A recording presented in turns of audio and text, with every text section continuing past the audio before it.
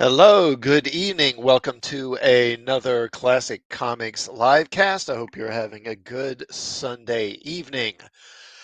And if you are listening to this, I hope you will subscribe to the channel and also please share this stream, I mean. And thank you to those who are going to be watching or listening during the stream or afterwards on a rewatch. Now, before I go any further, first thing I wanted to do was mention that I hit 400 subs last Wednesday night. So I want to thank everyone who has subbed to the channel to help me get to this point. Thank you for that. And onward to 500. Hopefully, it won't take too terribly long. All right. So for this stream, there's a lot of Disney stuff, a lot of Disney related stuff. Well, everything I'm going to cover, let's see. Of course, there's the Starcruiser shut down. The leaks and bad word going around about Indiana Jones after that uh, premiere at the Cannes Film Festival. There's that shareholder lawsuit that Disney's facing. Uh, the Thunderbolts movie that's getting a rewrite. Uh, Popular YouTuber Star Wars Theory thinks he's been banned by Disney and Lucasfilm. Marvel Comics, of course, you may have heard, is killing off Ms. Marvel. I'll talk about that a little. Mark Millar, he's going to be doing a crossover comic book event with his own characters. And there will be a couple other things. I hope, if I have time. I don't know if I'll have time for it, but we'll start off talking about the Disney Galactic Starcruiser. So this was, when did this come out? Wednesday? Thursday? Don't remember exactly, but it was earlier this week. This is from the Hollywood Reporter. Disney's expensive Star Wars Galactic Starcruiser Hotel to close after less than 2 years. So, get this, a windowless theme park hotel with a mandatory 48-hour stay that it costs a family of four $6,000 per visit didn't work out. Disney has decided to shutter its Star Wars themed Galactic Starcruiser Hotel after less than 2 years. The ultra ambitious project opened in March of 2022 near the Disney World Resort in Orlando. The Starship's final voyage will be in September. A stay cost roughly $1,200 per person per day for a 2-day all-inclusive interactive role-playing adventure where guests interact with characters from the sci-fi saga and enjoy themed games, food, and drink. Now the Starship will be decommissioned and sent to the scrapyards of Corellia. Star Wars Galactic Starcruiser is one of our most creative projects ever and has been praised by our guests and recognized for setting a new bar for innovation and immersive entertainment, Disney said in a statement.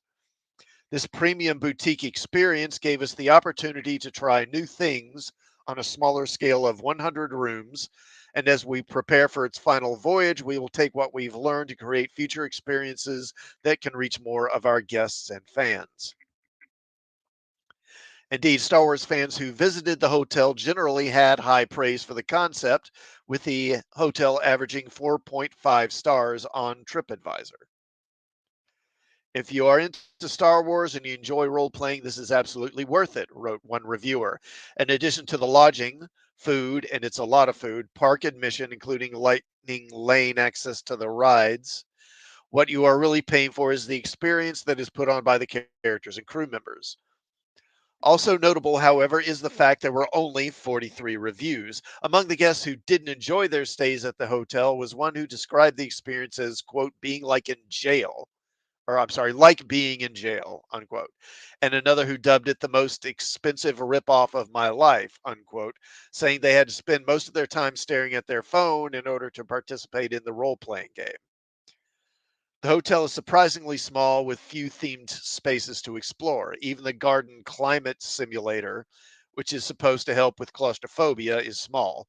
I really don't know why it's so tiny. There's plenty of land around to work with. It doesn't feel immersive, it just feels cramped.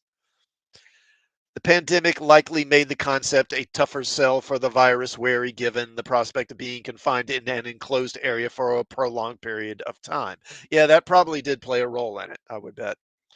Galactic Starcruiser will at least be remembered as the perfect destination for families who love Star Wars and role playing who had $6,000 to spare. Yeah, I mean, I think the main thing that did it in was just the price tag. It was too expensive, and that eventually did it in. Now, there's another article here, and I think this one is Forbes. Let's bring that one up.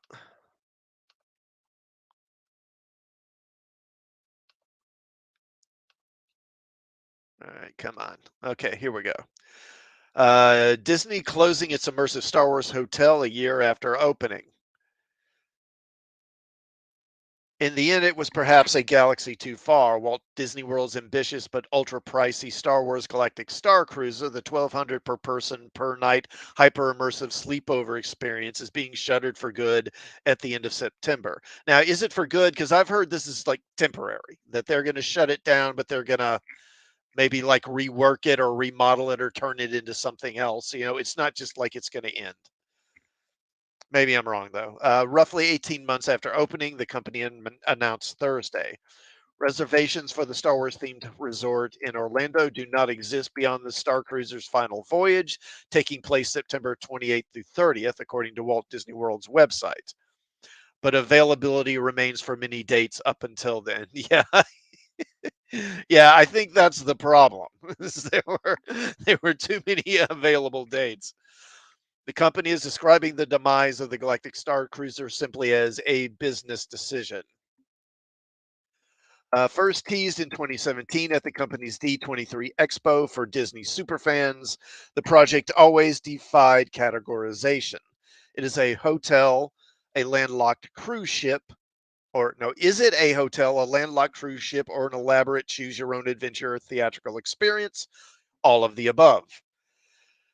For more than 100 years, Disney has taken risks to be on the forefront of entertainment experiences, said a Walt Disney World spokesperson. We are constantly pushing the boundaries of creativity and innovation and evolve our experiences based on key learnings. Like every great Star Wars film, the Galactic Star Cruiser experience follows a story arc. Yeah, okay. Guests embark on the 2 night immersive journey together, like on a cruise ship. They enter a virtual transport pod, blast off into hyperspace, and dock to the Halcyon Star Cruiser.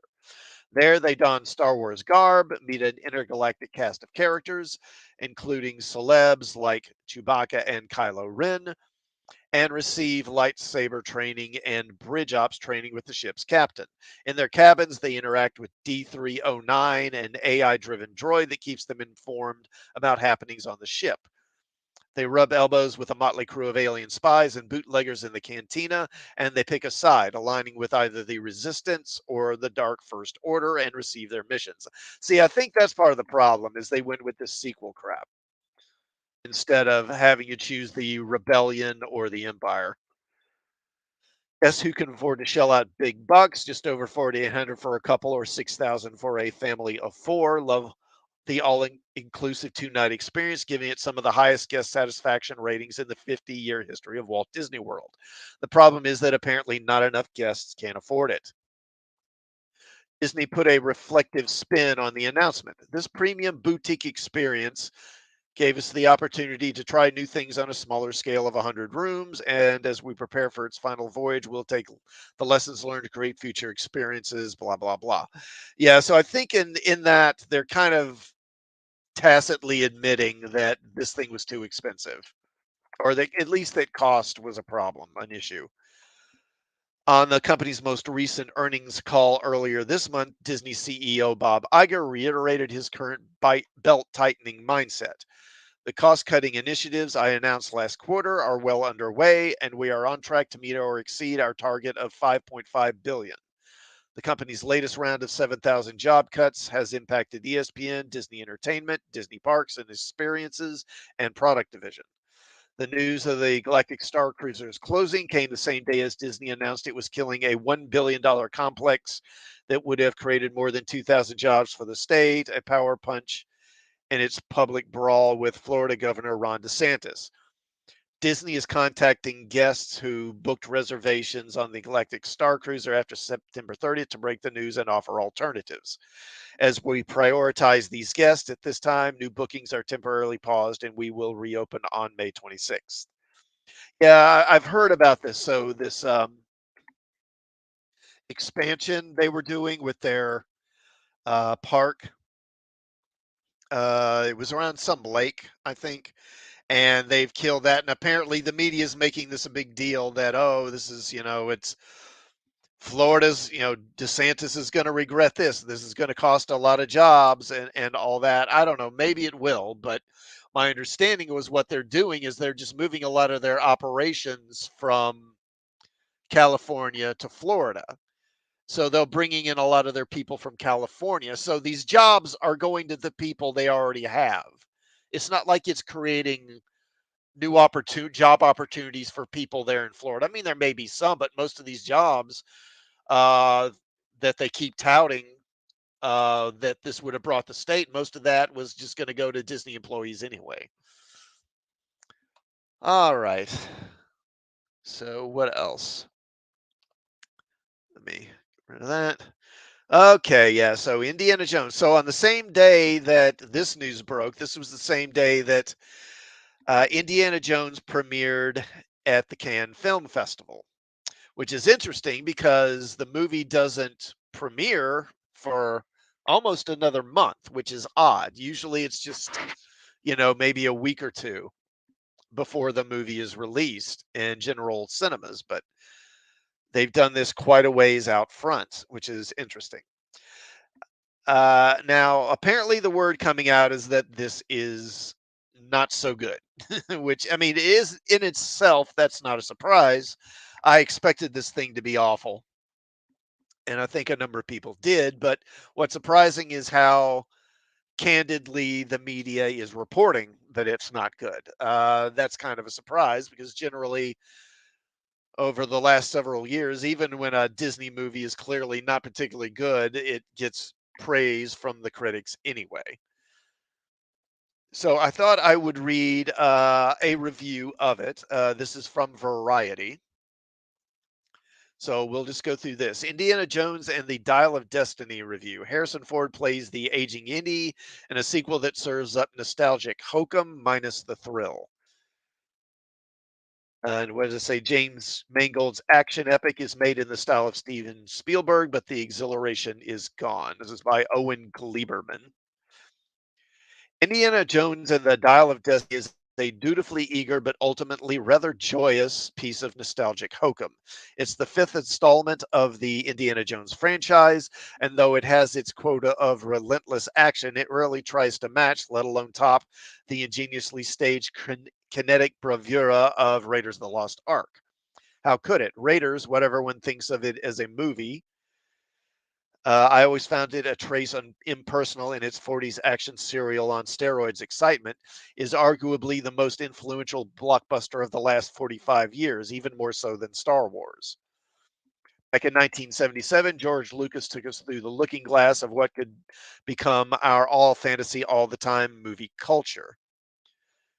Or what would become our all fantasy all the time movie culture. But it was Steven Spielberg teaming up with Lucas in Raiders who introduced the structural DNA of the one thing after another action movie as relentless set piece escapist machine.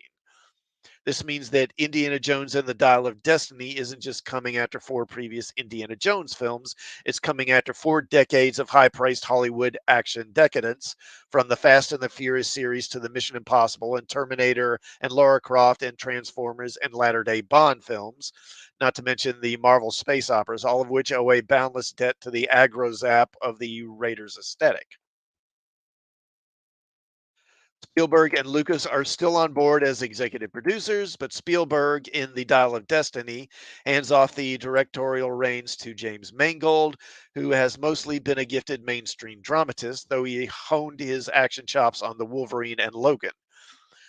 Mangold knows his way around the fanciful blockbuster artillery. His direction of The Dial of Destiny has a competent craft, but not much in the way of exhilaration.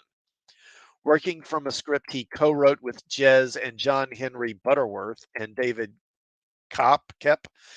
Mangold opens the movie with an extended prologue set in Germany near the end of World War II, in which Indy, played by a deftly de-aged Harrison Ford, attempts to get his hands on the lance of Longinus, the knife used to carry Christ's blood. But I mean, it's supposed to be the spear that was used to kill Christ. As the story goes in the Bible, if I remember my Sunday school teachings right, so he's dying on the cross, and there's a Roman soldier who takes pity on him and decides to mercy kill him, basically, and pierces him with a sword or with a spear in order to basically to end his suffering. And that's what the lance of Longinus is supposed to be, or Longinus. How I've heard it pronounced both ways.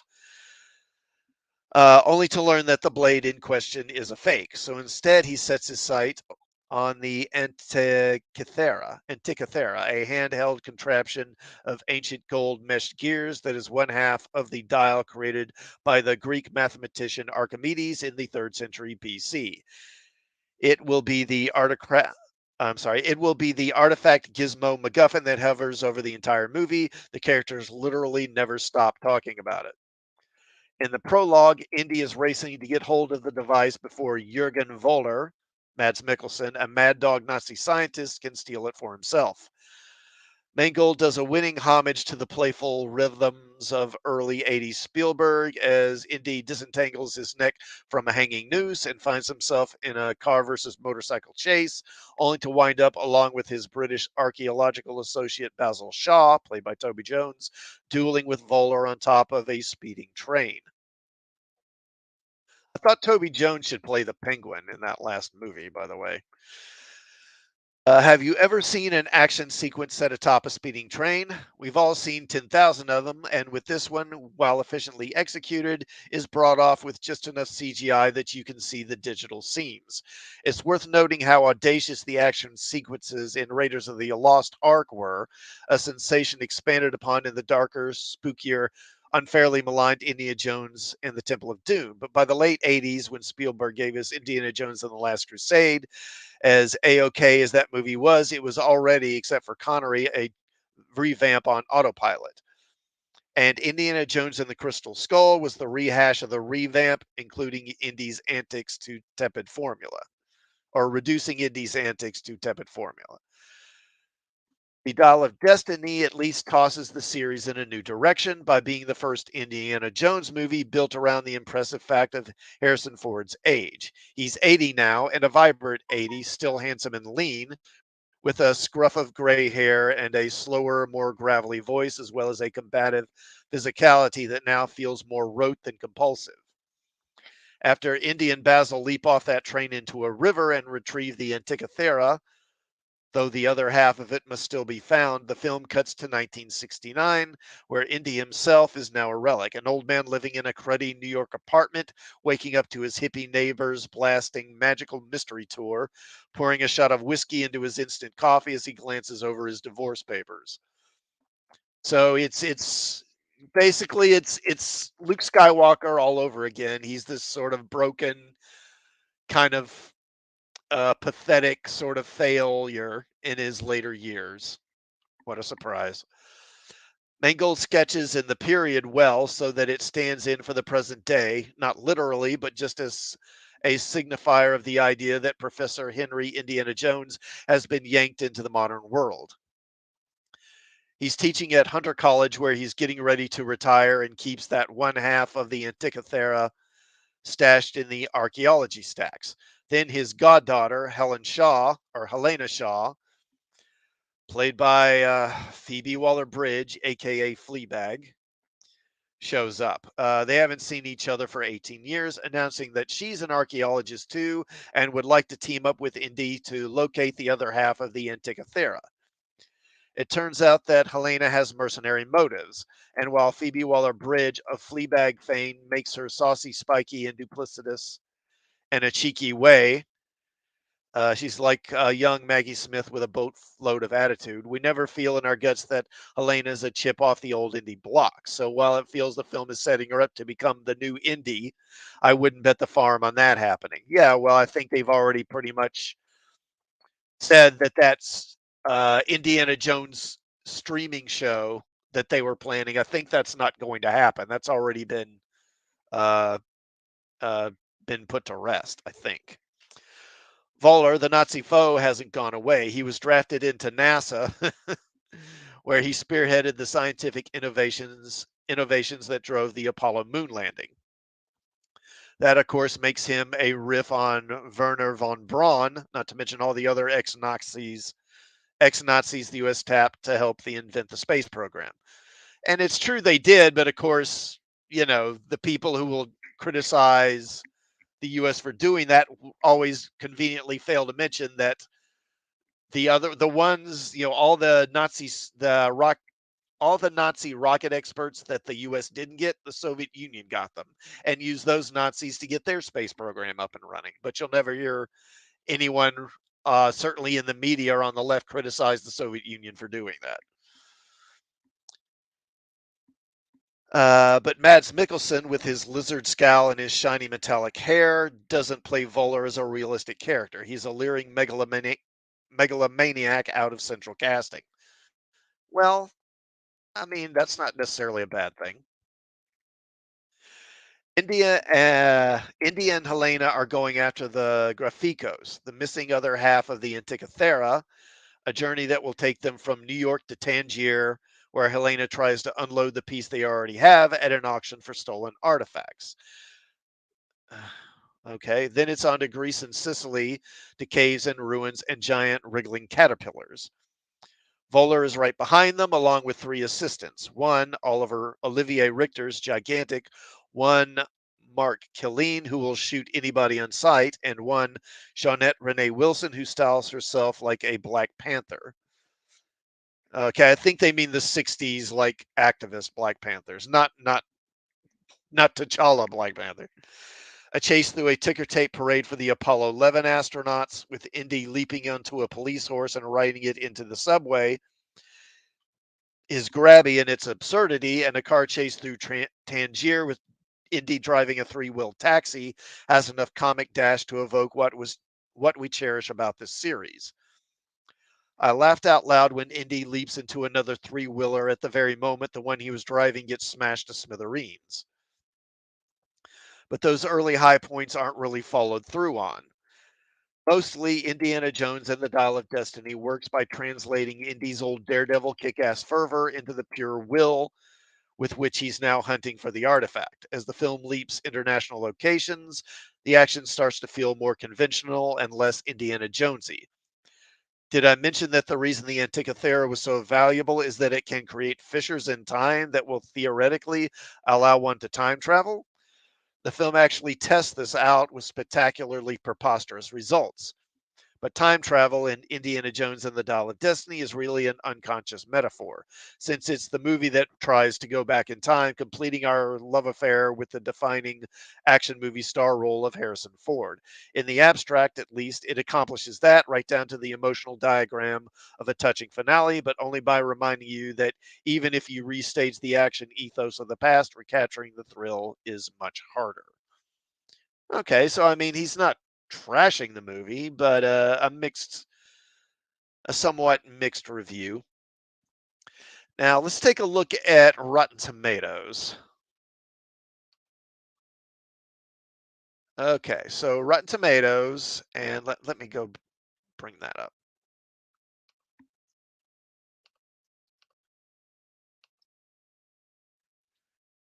Okay, and let's go back to the previous screen here.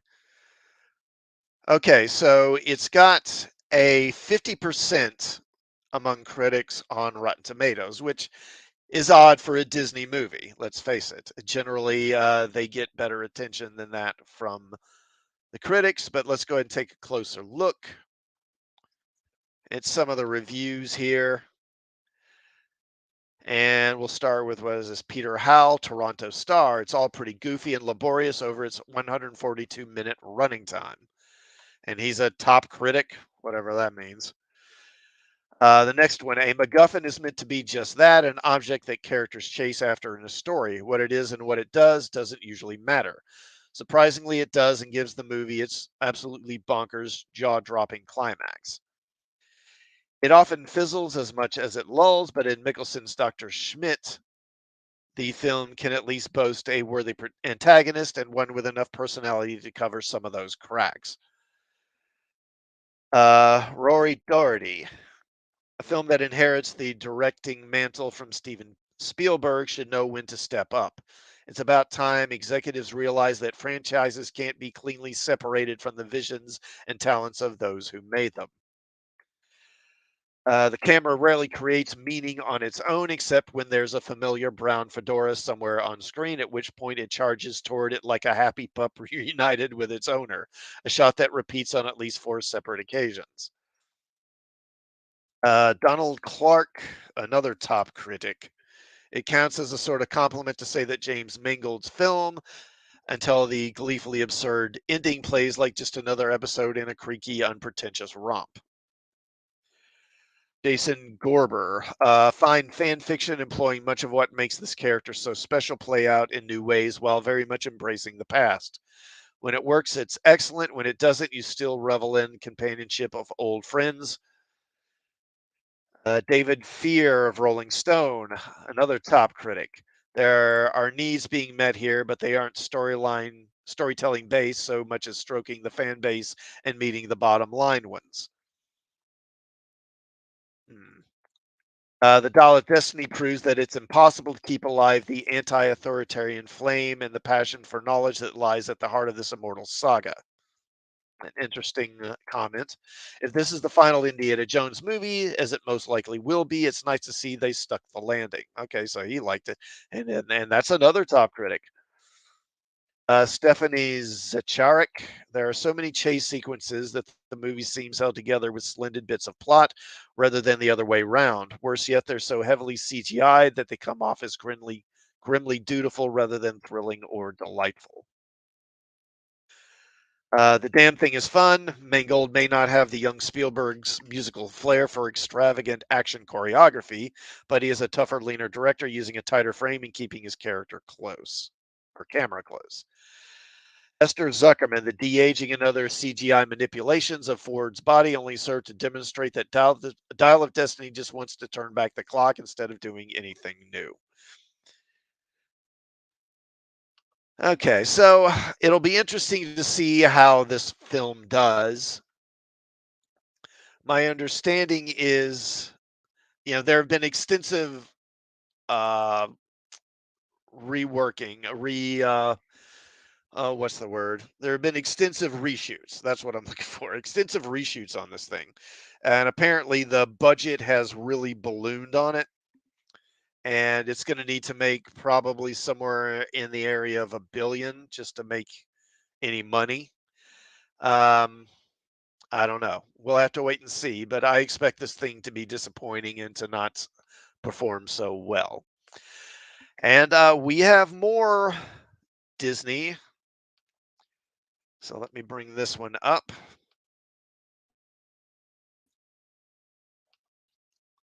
Okay, and this is from Bounding into Comics by John F. Trent. That's an excellent website. I encourage you to go check his website out. I've got several stories from Bounding into Comics here, actually. So Lucasfilm President Kathleen Kennedy says upcoming Ray film will question: does the galaxy need the Jedi?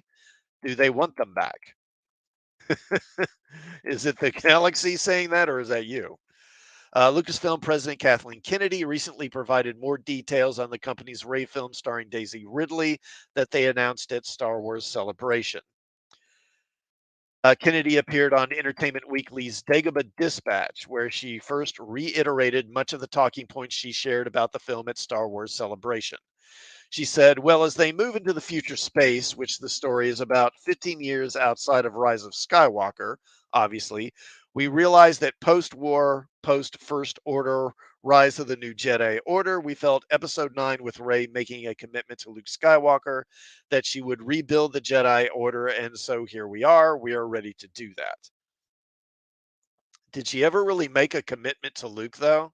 I mean, she stole those books before they could be destroyed. But did she ever really tell Luke she would do that? And it took a lot of discussion because obviously we've been developing stories in different spaces, and television has been a big focus of our attention right now. But there's still so much interest in what happens after Rise of Skywalker.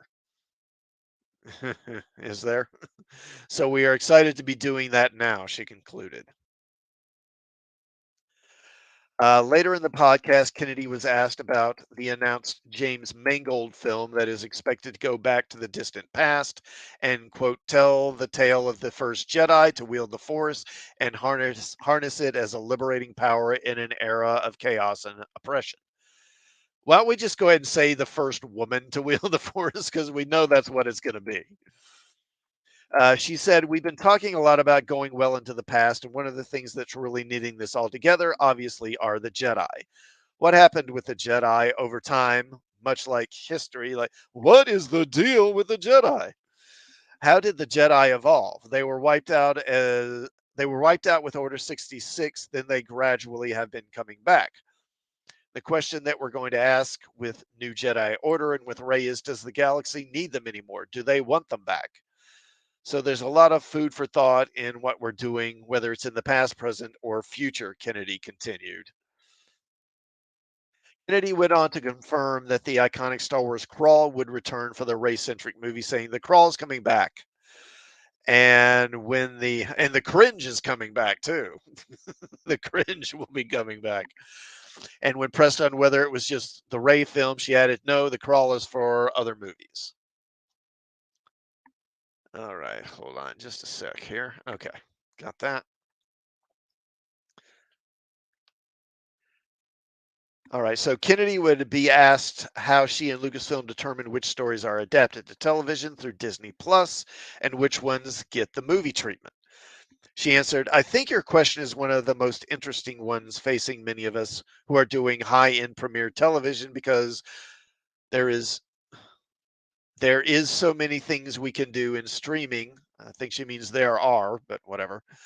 Where we can do massive effects, we can really increase the scale and size of these stories. And I certainly find myself personally looking at, well, what is that distinction that movies something that, wait, what is she saying here? What is that distinction that movies something onto the big screen? I think it's supposed to be move something. What is that distinction that moves something onto the big screen versus the smaller screen? It says movies, but I think it means moves.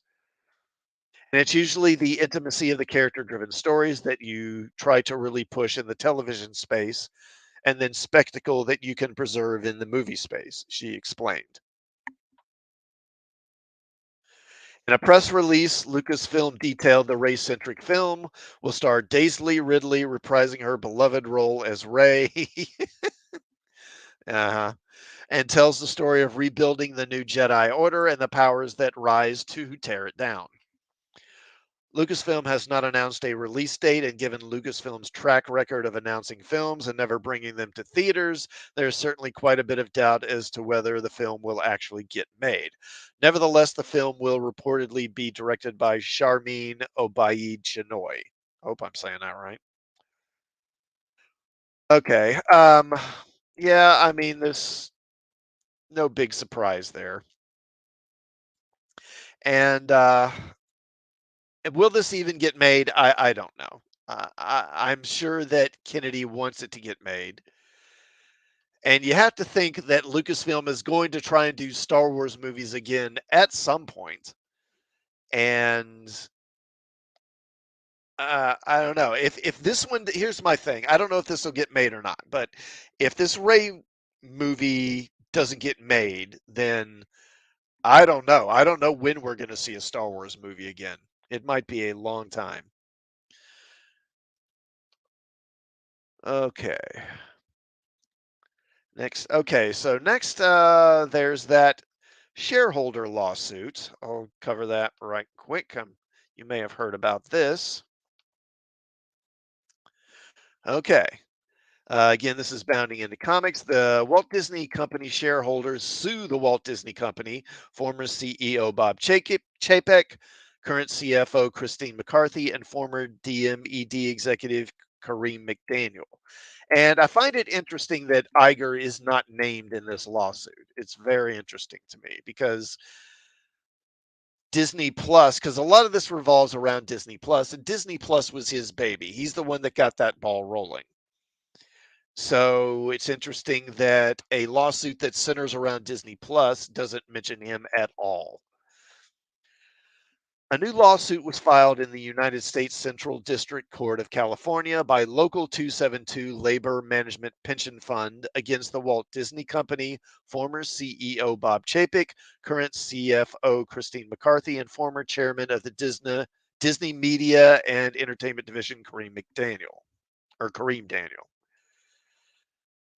The lawsuit alleges the defendants were involved in drafting, producing, reviewing, and/or disseminating the false and misleading statements and information alleged herein, and were aware of or recklessly disregarded the false and misleading statements being issued regarding the company and approved or ratified those statements in violation of federal securities laws.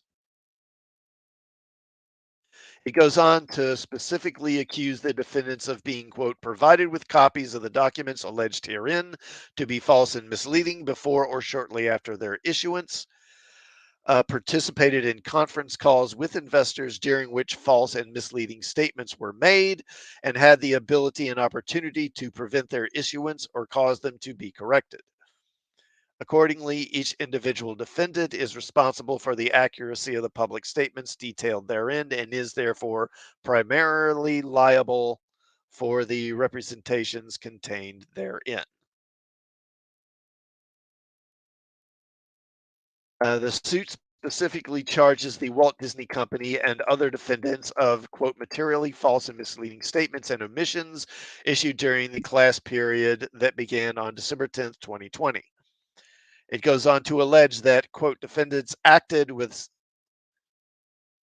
okay, I don't know, with center, I don't know that word, center, and that defendants knew or recklessly disregarded that the public documents and statements they issued and disseminated to the investing public in the name of the company or in their own name during the class period were materially false and misleading, unquote. Quote, defendants knowingly and substantially participated or acquiesced in the issuance or dissemination of such statements and documents as primary violations of the federal securities laws, it asserts. Quote, defendants by virtue of their receipt or information reflecting the true facts regarding Disney and their control over and or receipt and or modification of Disney's materially false and misleading statements were active and culpable participants in the fraudulent scheme alleged herein, unquote. He goes on to summarize, quote, in short, defendants' fraudulent cost shifting scheme was designed and overseen by defendants Chapek and Daniel and permitted and furthered by defendant McCarthy, each of whom is liable as a result of the inherently deceptive nature of the scheme, unquote. It goes on to allege that the Walt Disney Company, Chapek, Daniels, and McCarthy violated Section 10B of the Securities of the Exchange Act and SEC Rule 10b-5, explaining that they, quote, employed devices, schemes, and artifices to defraud, made untrue statements of material fact, or omitted to state material facts necessary in order to make the statements made, in light of the circumstances under which they were made, not misleading, or engaged in acts, practices, and a course of business that operated as a fraud or deceit upon plaintiff and others similarly situated in connection with their purchases of Disney common stock during the class period, unquote. It also charged the Walt Disney Company, Chapek, and McCarthy with a violation of Section 20A of the Exchange Act, explaining, quote, defendants Chapek and McCarthy acted as controlling persons of the company within the meaning of Section 20A of the Exchange Act. By reason of their positions with the company and or ownership of Disney stock, these individual defendants had the power and authority to cause the company to engage in the wrongful conduct complained of herein. The company controlled the individual defendants and all of its employees. By reason of such conduct, the defendants named herein are liable pursuant to Section 20A of the Exchange Act.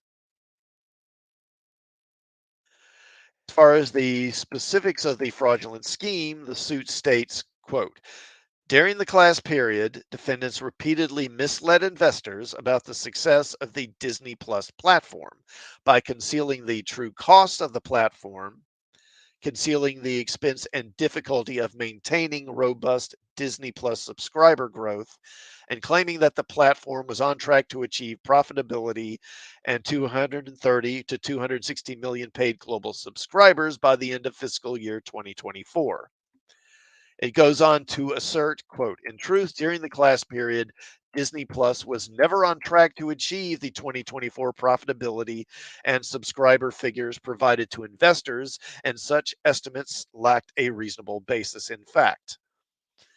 To conceal these adverse facts, defendants engaged in a fraudulent scheme designed to hide the extent of Disney Plus losses and to make the growth trajectory of Disney Plus subscribers appear sustainable, and 2024 Disney Plus targets appear achievable when they were not. Specifically, defendants used the newly created DMED to inappropriately shift costs out of the Disney Plus platform and onto legacy platforms. It alleges as part of a scheme to make Disney Plus's financial performance appear more successful than it was. Defendants aired certain shows that were supposed to be Disney Plus originals, such as the mystery show The Mysterious Benedict Society and the medical drama Doogie Kamealoa MD, first on legacy television networks such as the Disney Channel. By doing so, a significant portion of the marketing and production costs of the shows were shifted away from Disney Plus and onto the legacy platforms. The suit is seeking compensatory damages in favor of plaintiff and the other class members against all defendants, jointly and severally, for all damages sustained as a result of defendants' wrongdoing, in an amount to be proven at trial, including interest thereon. Awarding plaintiff and the class their reasonable costs and expenses incurred in this action, including counsel fees and expert fees, and awarding such equitable, injunctive, or other relief as deemed appropriate by the court. A Walt Disney spokesman responded to the complaint, telling Deadline, we are aware of the complaint and intend to defend vigorously against it in court. YouTuber Valiant Renegade, alongside legal analyst Andrew Esquire, shared their thoughts on the lawsuit. Esquire said, right now, Disney has massive incentive to settle. This is absolutely intended to receive a settlement or to receive at least a payout. From a plaintiff standpoint, from a legal standpoint, if you get what you are asking for, get a fraction of what you're asking for, you're typically happy. You're typically all right, probably because at least that way you didn't have to go to court and incur all the expenses that will involve, especially if you wind up losing. While he notes the lawsuit is looking for a settlement, he also looked at the suit's merit, saying, does it have merit? Yes, it has enough merit not to be outright dismissed.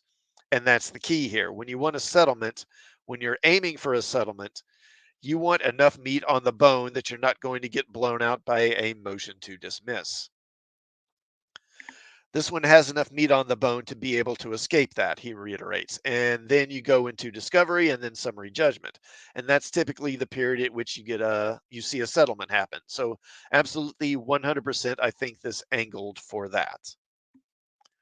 He went on to explain, because if you look at it, yes, he's got some legitimate claims that could have merit if there's more discovered behind them. If they looked into Bob Chapek's statements, if they looked into the statements of Walt Disney regarding what they were going to do regarding Disney Plus. And also, I think, more lethally for them is this cooking of the books narrative. It's how they're massaging the numbers. How are they dealing with those line items? Were they taking advertising and marketing numbers, which is something alleged in the complaint, and kind of taking those costs that would fall on Disney Plus if it was a separate line item and shifting it over to legacy, shifting it over somewhere else, like the Disney Channel, I guess. He did note, if you went to a trial in the merits, that might be much tougher to prove because you've actually got to prove fraud. you've got to prove some level of intent, some potential knowledge or censure. I think that's how you say that, censure. Is that it? I'm not sure. When they talk about it in the complaint, and that's often a difficult thing to prove at trial. But it is enough for summary judgment, absolutely 100%. And so, yeah, I mean, I think it's for a while now, I think some have been wondering, I certainly have, is when are shareholders going to get up in arms about what's happening and with all the money that Disney is losing? And I guess somebody's doing that finally. But again, it's just, I find it interesting that Bob Iger is not anywhere in this at all. I just find that kind of baffling to me. All right, moving along. Okay. Now this is an interesting one. Let me bring this up. Now, some of you may know who Star Wars Theory is. So, Star Wars Theory is a YouTuber, and he's one of, if not the top Star Wars related YouTuber on YouTube, really. He's got a lot of subs. And again, this is bounding into comics. Star Wars Theory claims Lucasfilm has blacklisted him and says George Lucas is not happy with Disney Star Wars. One of, if not the most popular Star Wars focused YouTubers, Star Wars Theory, recently detailed that Lucasfilm and the Walt Disney Company has blacklisted him. In a recent podcast interview with fitness and bodybuilder YouTuber Vigorous Steve, Star Wars Theory not only revealed Lucasfilm had blacklisted him, but explained why they had done so. First, he said, quote, "They blacklisted me. I know a bunch of guys that wanted to work with me, like big companies, and they were like, we don't know what happened. We asked Disney, and they don't want to work with you." He continued, "I know another guy, one of my close buddies, and he knows this dude that actually handles the whole blacklist, apparently, from what he told me." And he's like, "Oh, is Star Wars Theory on that list?" And he's like, "Yeah, of course." So I guess he heard from he knows a guy who knows a guy who knows a guy. I mean, I'm not sure that's really something you can function off of. You really couldn't go into court with that. Well, I know a guy who knows a guy. But, I mean, I'm willing to believe it. I'd be very surprised if any YouTuber who isn't in lockstep with Disney isn't blacklisted by them. At least anyone who has a significant audience. Star Wars Theory then theorized why he's on Disney and Lucasfilm's blacklist. "I just feel like I'm pretty outspoken. So at the end of the day, I'm not going to like everything they make. And at the end of the day, I'm really loyal to George Lucas and what he made." And that's it right there. If you're loyal to George Lucas and his version of Star Wars, then Disney Star Wars, Disney Lucasfilm is not going to like you. So I feel like if that pisses them off and that doesn't get me a free movie ticket or early access or whatever, that's okay. I'll buy it like everyone else. I'll wait until it releases like everyone else. It is what it is. He would go on to reveal that one of his short-term goals is to have more subscriptions than the official Star Wars YouTube channel. As of writing, the official Star Wars YouTube channel has 4.01 million subscribers. So that would be what, about 4,010,000, 4,010,000, I think. Meanwhile, Star Wars Theory has 3.32 million subscribers. So, I mean, he's not that far off. Star Wars Theory would go on to claim that a number of his contacts and sources have informed him that George Lucas is not happy with how the Walt Disney Company has handled the franchise. He said, "I know people who know George Lucas, and they say he's not happy with the stuff that's been kind of like the sequel trilogy stuff." Yeah, I mean, that isn't really news, I think. I think I think Lucas has said enough to give you the impression that he's not thrilled with what's happening. In an October 2020 appearance alongside his wife Melody Hobson at the East Harlem School at X, Lucas was asked, quote, "The world has changed so much since the first Star Wars movie. How do you think the changes in the fight for racial justice will impact the Star Wars universe going forward?" Unquote. He responded, quote, "I don't know. I mean, I've kind of lost control of Star Wars, so it's going off in a different path than what I intended." He then added, "But the first six Star Wars films are very much mine and my philosophy." In other words, I don't run this stuff anymore, man. Don't ask me. And yeah, they go over some of the previous comments he's made, like calling Disney white slavers and that sort of thing. As the discussion continued, Star Wars Theory went on to reveal that he stopped covering quite a bit of Disney Star Wars content because the quality dropped and he felt they were pushing agendas. The YouTuber explained, I was covering the comics adamantly, religiously, and then it started going off in the direction, and I was like, that doesn't really make sense. And then it became kind of weird and diluted, and they were pushing agendas and this and that. And I'm like, okay, this doesn't really feel authentic anymore, so I stopped covering the comics. And the movies did their own thing where they veered off a path, he added. And then there's these High Republic books that came out, and I tried reading it, but it was very boring for me. And maybe I didn't give it the proper chance. There's stuff I just don't cover that I know would, of course, be interesting for a lot of people who do want to know what I think about it or have it explained or something in my way. I just can't seem to get into it. Well, it's a shame he's not reading High Republic. You know, he could follow exciting characters like Geo to the Rock. Uh, so yeah, I mean, it's not surprising. I mean, I don't know if we necessarily take what he says. I know a guy who knows a guy who knows a guy who knows who's on the blacklist. I mean, maybe, but I'm willing to believe it anyway. I'd be surprised if he isn't on a blacklist with them. Okay, and now let's talk about Thunderbolts for a minute. So, the Thunderbolts movie is in the works, hasn't started filming yet. And when does that due out? This will probably tell us. So, Marvel's Thunderbolts undergoing massive rewrites, and this is from Pirates and Princesses .net by Mr. Milo. Let's get rid of that. Okay, so phase five of the Marvel Cinematic Universe has gotten off to a rocket start with the box office disappointment of its first film, Ant-Man and the Wasp: Quantumania.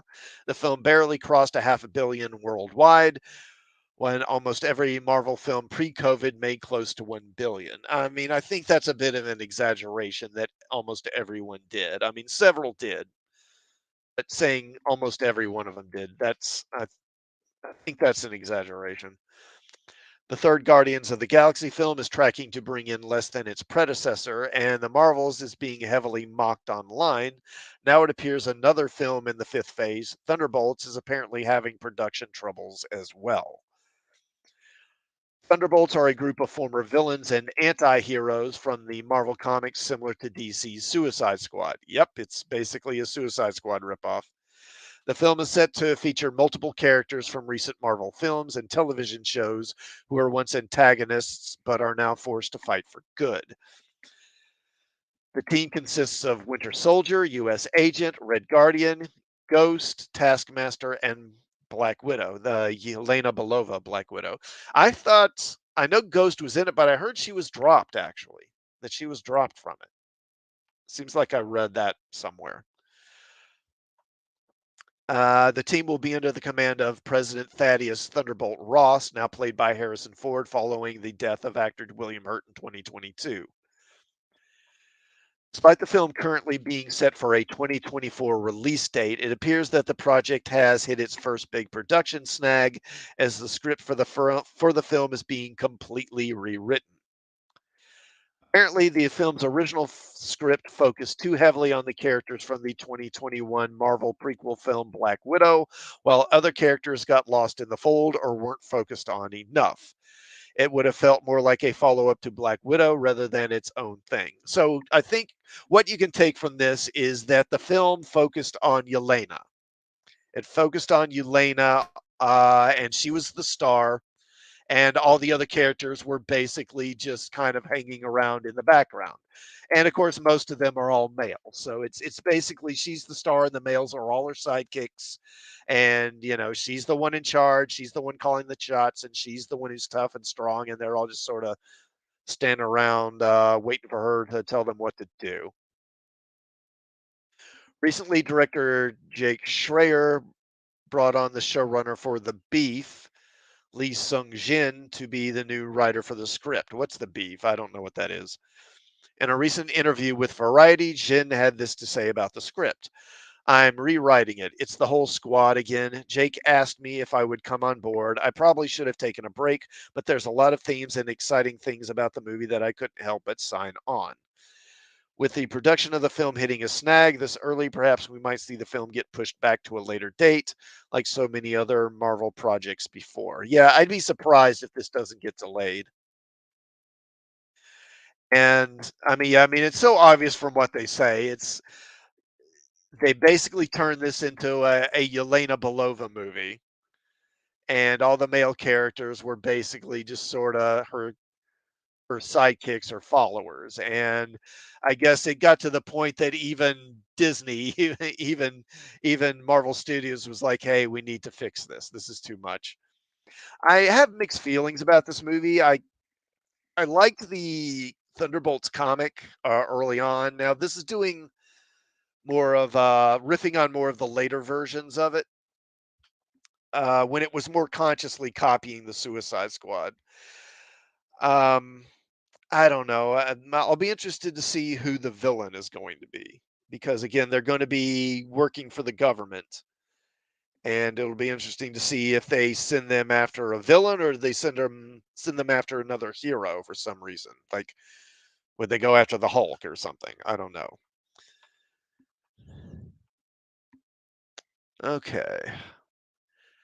And speaking of Marvel Comics, of course, we had some significant Marvel comic news this week. Bring that up. So Miss Marvel is being killed off in the comics. Miss Marvel's death in Amazing Spider-Man number 26 upsets and baffles fans. This is racism, quote unquote. In April, Amazing Spider-Man writer Zeb Wells teased fans by claiming his issue number 26 would be so controversial that his editor told him to, quote, not do any comic conventions once this issue comes out, unquote.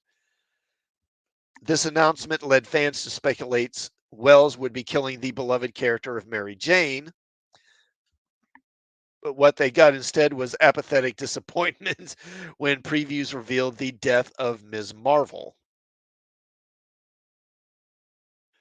The announcement came as more of a whimper than a roar, with the issue originally solicited as being, quote, the most shocking issue of Amazing Spider Man in 50 years, unquote.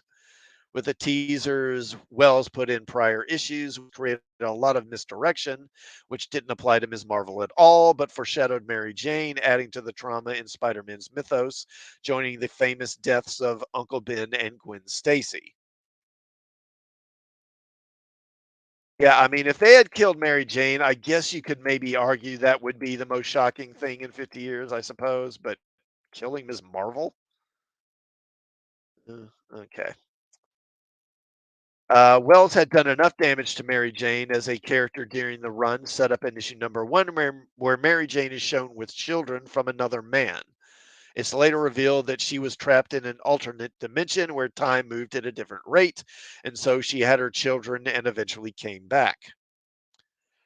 Peter, meanwhile, continued to follow her around like a sad puppy dog in one of those cringiest iterations of their relationship.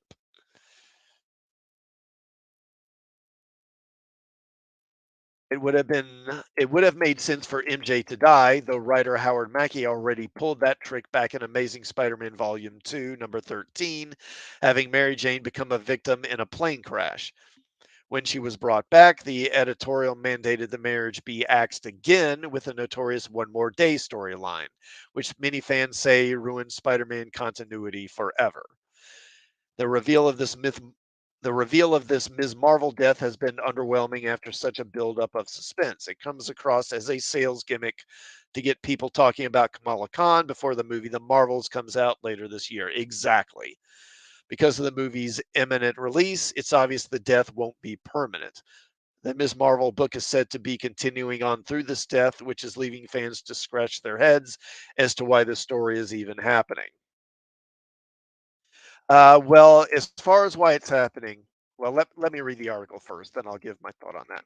Ms. Marvel's death in Amazing Spider-Man is also confusing as Peter Parker and Kamala Khan don't have a long history together. They are not closest characters, and she is not involved in the Spider-Man mythos in any meaningful way, having only appeared in a handful of panels in the book prior to this.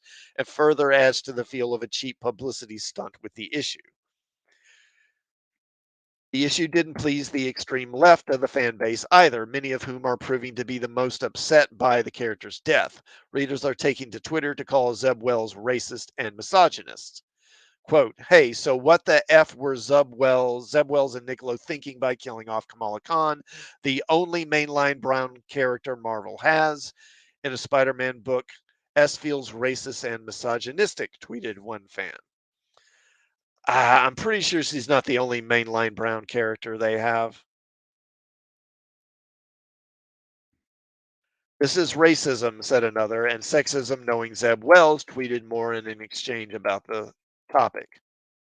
Another accused the company of fridging the character, saying, notice how Peter effing Parker is the one in the center, as if he's the one suffering the most, not her parents or friends or actual mentors. Peter Benjamin Parker, fridging one of your most popular female characters in 2023 is a new low Marvel justice for Ms. Marvel. I mean, well, they do have a point. I mean, it shows Peter so like grief-stricken and horrified by her death. He barely knew her.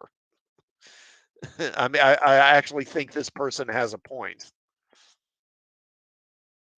More readers are pointing out that this is even the first time Kamala Khan has been killed in a Spider-Man comic. She was killed in Miles Morales. She was killed in Miles Morales' version of the character, and Miles brought her back to life.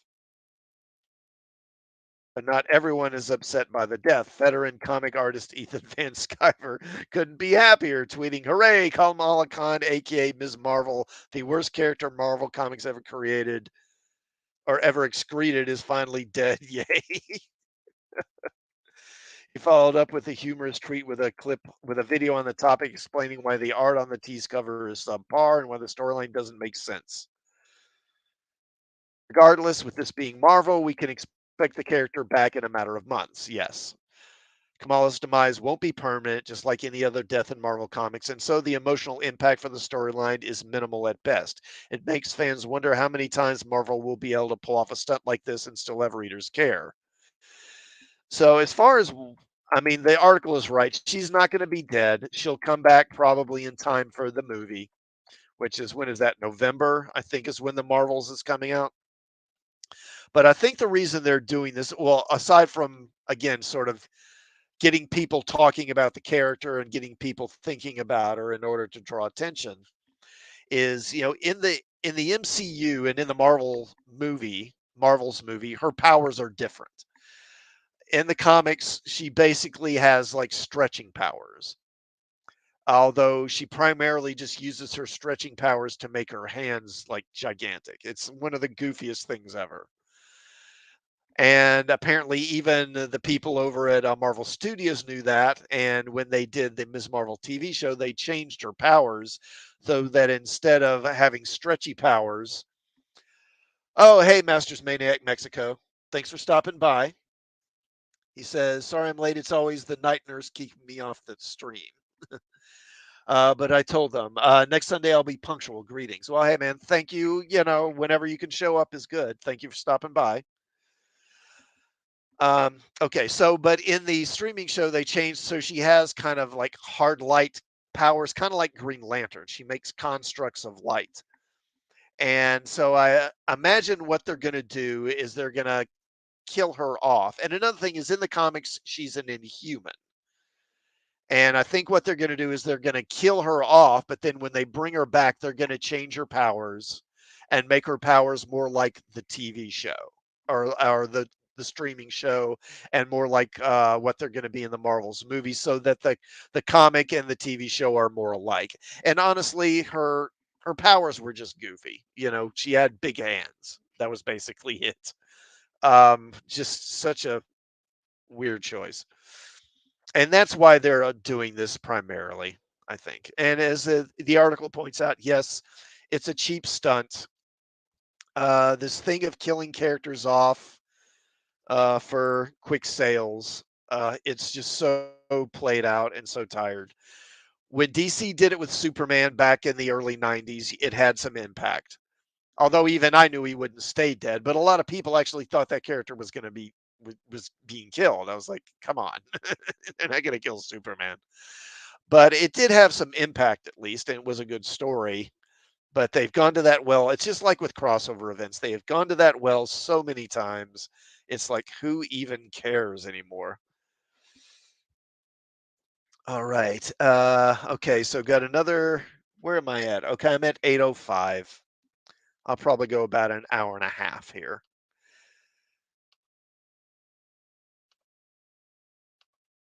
Okay. Again, this is Bounding into Comics. New rumor appears to provide more evidence that Dave Filoni is replacing the original Star Wars characters with his Star Wars Rebels characters.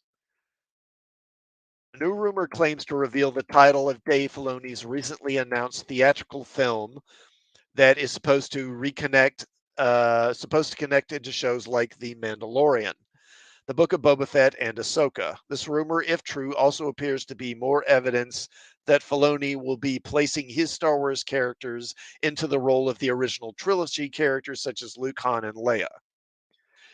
This new rumor comes from scooper My Time to Shine Hello, who seemingly got the recent Mila Kunis as Thing in the Fantastic Four scoop wrong. Nevertheless, the scooper said, shocker, Dave Filoni's movie is called Star Wars Heir to the Empire. He also added, Jon Favreau is only producing for now. It's all Filoni. My Time to Shine Hello notes it would be not be a shocker that the movie would be titled Star Wars Heir to the Empire.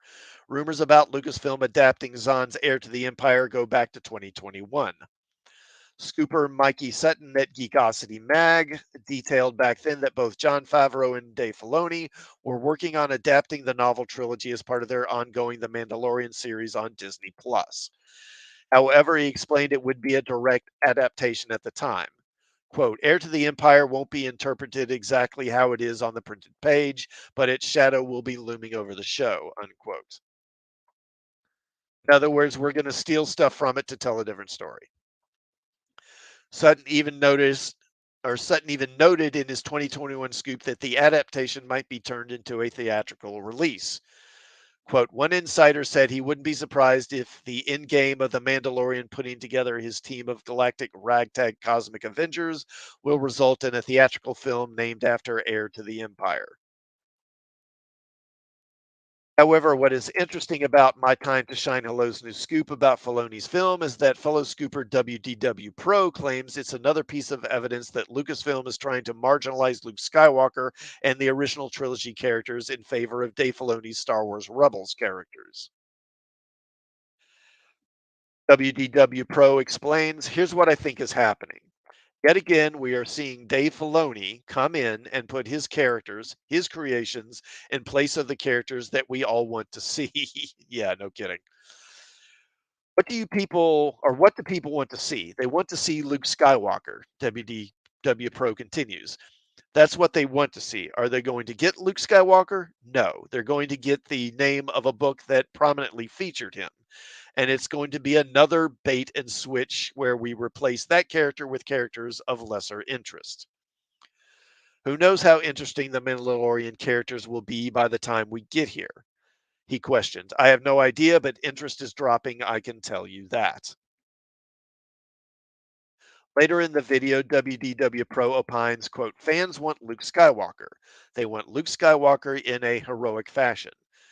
Disney purchased Star Wars to have the Star Wars characters, but for whatever reason, Disney seems to desire not to use them. Exactly. I mean, they paid all that money for these popular characters and they don't use them. Masters Maniac Mexico says the really bad thing here is they've ruined the whole brand for me so much that I don't even care anymore about an announcement like this, as I know I'll never ever watch it. Yeah, I'm pretty much the same way.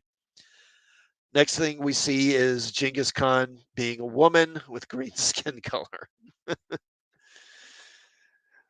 Okay. So instead, they're putting these B tier characters in the place of Luke Skywalker in yet another movie, he continues. We've already watched The Last Jedi. We don't need to see it again. We know what it feels like to have a character not replace. We know what it feels like to have a character that should not replace Luke do so. And I don't see how having Dave Filoni do it once more, replacing Luke with other characters of his own creation, even if Ahsoka is cool, even if we like The Mandalorian and Baby Grogu, these are not the characters who should be at the prominence in a movie called Heir to the Empire. That should be true to the novel, either that or remove the name, he declares. Yes, I agree. And if Disney continues to do so, which they seem to be determined to do, then we will continue to see more dropping of Disney Plus and the Disney box office, he predicts. He goes on, Disney needs consumers and consumers need popular characters. I don't know if they need them, but they want them. And Disney does not want to give us that. Until they change that plan, until they step aside from divisive content and divisive messaging and putting stuff into children's programming that parents don't want them to see, then Disney will continue to drop. That's just the way it is.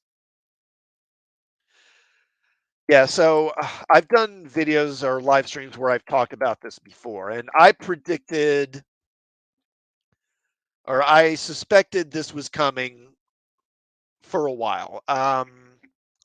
Actually, I'd expected this or suspected this ever since that Rebels TV show when they brought Thrawn in. I had a feeling that they were gonna try and start making him more less of a villain for the original trilogy characters and more for, the Rebels characters and for other Disney Lucasfilm characters. And the clincher for me was when what it was the second season of Mandalorian, and I forget which episode it was, but it was the one that brought back Ahsoka. And there's that scene where she's questioning a female Imperial governor or something. I don't know what she was, Imperial officer, and says, "Where is Grand Admiral Thrawn?" And when she said that, this is immediately what I went to because we already knew that there was that they had the Mandalorian and they had these other shows in the pipeline. They had Ahsoka and that Rangers of the New Republic show in the pipeline. This is before Gina Carano got axed. And so we already knew that they were going to have some sort of storyline that was going to interconnect between these shows. And when she said, "Where's Grand Admiral Thrawn?" that is exactly where my mind went because The Mandalorian is taking place right around the time that The Heir to the Empire takes place. It's about 5 years after the Empire fell, about 5 years after Return of the Jedi. And that's right around the same time that the Heir to the Empire story took place. And so when she mentioned Thrawn in that show, I guessed immediately they're going to try to do the Heir to the Empire, but they're going to replace them with these Disney Lucasfilm characters. Instead of Luke Han and Leia, it's going to be Ahsoka and Mandalorian and Grogu. And Cara Dune probably would have been in there too if she hadn't gotten fired. So this doesn't surprise me at all. It just confirms what I've suspected for at least what that second season of Mandalorian was 2 years ago because you had that, then you had Book of Boba Fett, and then we just had the third season of Mandalorian. So I think it's been like 2.5 years, something like that, since that episode. So yeah, over the last 2 years, I've been thinking this is where we're going. That's what they're going to do, and this doesn't surprise me at all. Uh, the announcements of the movie that the Mandalorian stuff will end with a movie. I'm sure that's part of it too. And I have zero interest and zero interest in that. If they do a movie, I would probably go see it, but again, I won't pay for it. I'll buy a ticket to another movie and go to see that so I can review it for my channel. But I'm not getting Disney Plus to watch these shows. I have zero interest in that. Okay, that's all the Disney related stuff. Where am I at? 8:15. Okay, I'll cover a couple more things and then we'll wrap it up here. Okay, let me go to this story. So this is an interesting one. So this is we're going to comics here. Okay, Mark Millar announces first ever, or I should say Mark Miller. He pronounces his name there. I called him Mark Millar for so long that I tend to even do that, even though I know it's Miller now. Mark Miller announces first ever Miller World crossover event, Big Game, that will also serve as a sequel to Wanted. Comic book creator Mark Miller recently announced the first ever Miller World crossover event, Big Game, that will also serve as a sequel to his first ever Miller World creator owned series, Wanted. In an email, Miller detailed Big Game is, quote, the first ever crossover starring all the Miller World characters to mark the 20th anniversary of the company. A big Secret Wars style summer event featuring Nemesis, Kick Ass, The Magic Order, Nightclub, The Ambassadors, Starlight, Kingsman, Hit Girl, and the 20 plus franchises we've created over these past 2 decades.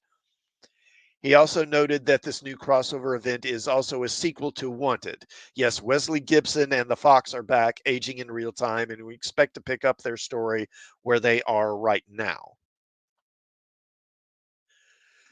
Miller also added additional information on the event to CBR, telling the outlet, I've always had an idea for a sequel, but I wanted to use all the characters we've been building up over our plus 20 plus franchises. I never thought it would be possible as they were all at different studios and owned by different people. But now everything is in house at Netflix. It's the perfect time to do it. Wanted and Big Game are perfect complements to one another, revisiting these characters after 20 years where they aged in real time. He went on to provide more details about Big Game. Wanted was about a guy who finds out that superheroes and supervillains were real, and when the supervillains took over the world, they made us forget the heroes ever existed. The sequel, Big Game, is about those same villains watching the heroes reemerge like weeds again and deciding it's time to nip this in the bud. We only remember the original heroes, though through movies and comic books, and the first of this new wave of heroes to emerge was Kick-Ass. Dave Lazuski was so obsessed with comics he started dressing up and trying to fight crime, but then probability had bent and new heroes are emerging all the time. We have Hit Girl, the Ambassadors, the Chrononauts, the Kingsmen, guys coming back from space like Duke McQueen, and so on, he elaborated. As you saw at the end of Nemesis Reloaded, there are a lot of super people for Wesley and Nemesis to go out there and destroy, and that's exactly where Big Gang kicks off in July. We've never crossed these characters over in 20 years, so this feels like Secret Wars or Crisis. It feels like one of the genuinely special summer events, he detailed. Miller would also reveal on Twitter that he plans to put together a reading order for all of his Miller World titles for those who want to catch up before Big Game arrives in July. He tweeted, we're going to stick up a reading order for the books this week for anyone who wants it. The whole thing can be read apart, but actually all clicks together as a 50-volume story, believe it or not. He also reiterated, I've written the crossover so anyone can read it, but Wanted, Nemesis, Reloaded, The Ambassadors, Kick-Ass, The Magic Order, Nightclub, and Prodigy are especially important, and Chrononauts and Huck. Official description states, miniseries premiere, the comics event of the summer is here. This is so top secret we can't even show you the main cover because it spoils something massive. Just trust us when we say that this is going to be the comic book event of 2023 and it's not what you're expecting. Image Comics adds, does the crossover really go that wide? Yes, it does. Big Game pulls together Kick-Ass, Kingsman, Nemesis, The Magic Order, and all the Miller World franchises in one event. This must be ordered like crazy. Big Game #1 is written by Miller with art by Pepe Larraz. It will feature at least 4 covers with 2 by Larraz and a third by Frank Whiteley. The first issue hits comic book shelves on July 19th, 2023. The first retail the first retails for $4.99. So, I mean, this is interesting.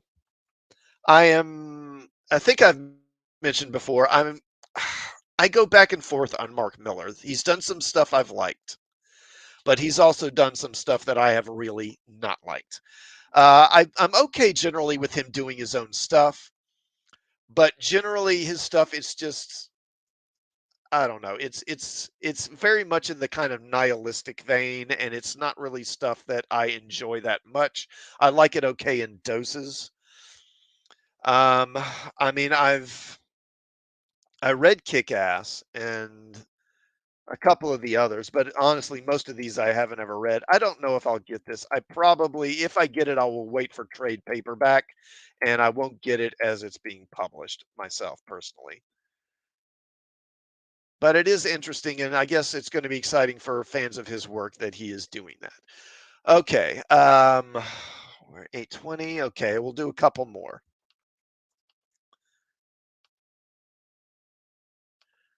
Let's talk about Zack Snyder. So Snyder accuses Batman versus Superman critics of wanting a superhero romp instead of a movie you really need to pay attention to.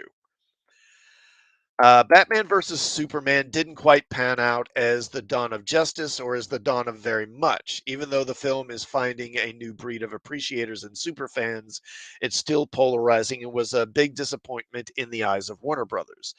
The DCEU thus died before it began, and director Zack Snyder thinks he knows why. Via the direct at his Full Circle event, he discussed the perceived flaws found in digging into the two heroes' motivations.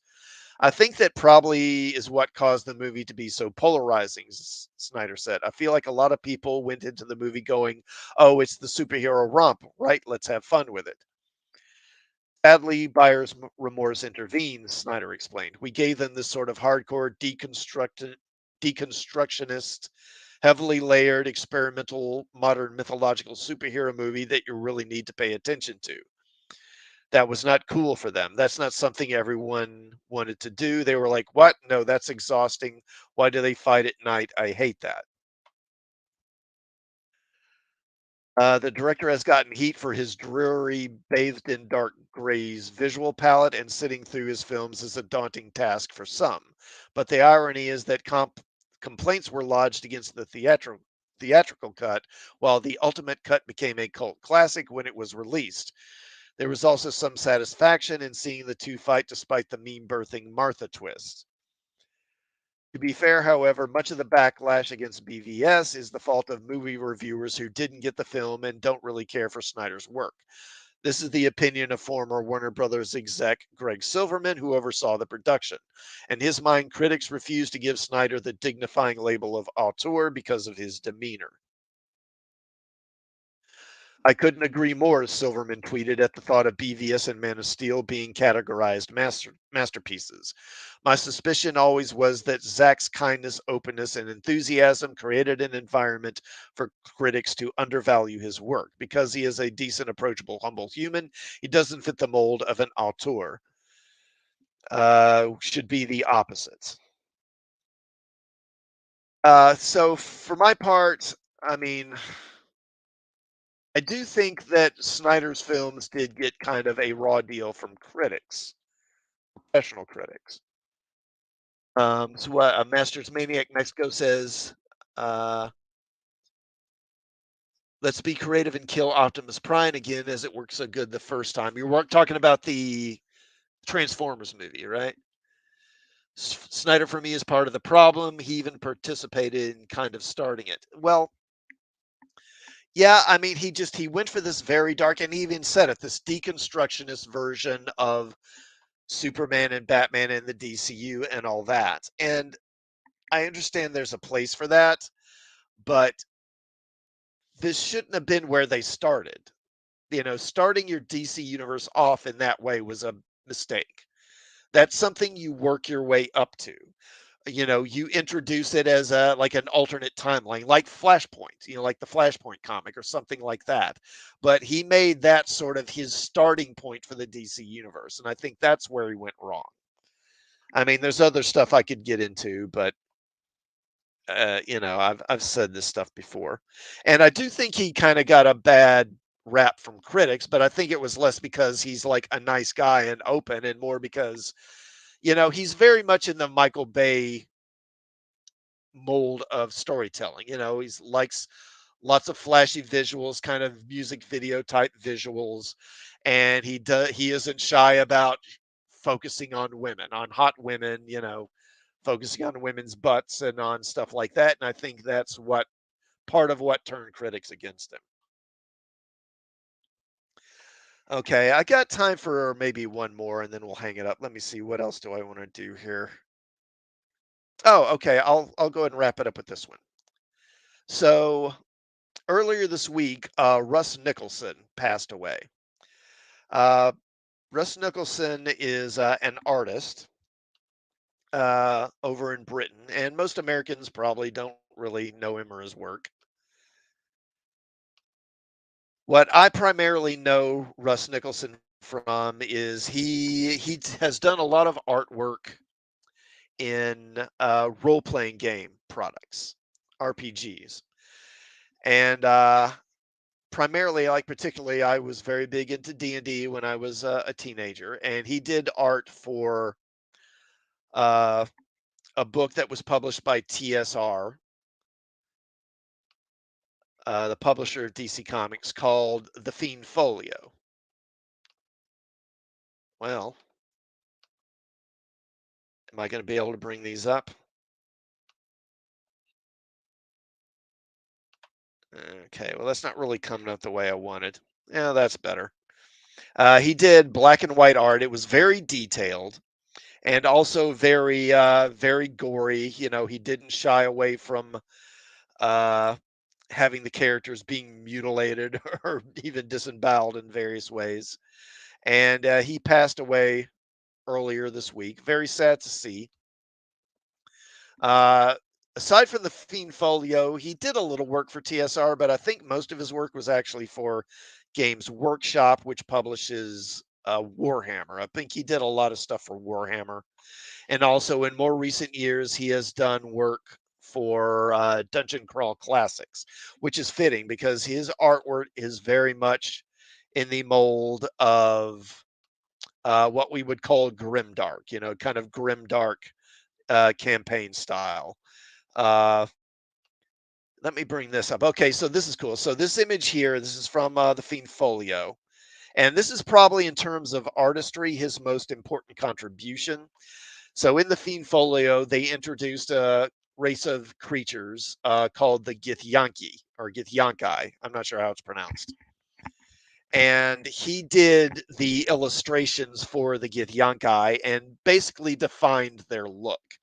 And they're one of the things from the Fiend Folio that really kind of became popular and was used subsequently in other later editions of D&D because a lot of the stuff in that book was really never used again. But the Githyanki and their physical look is really probably his biggest contribution artistically to Dungeons and Dragons.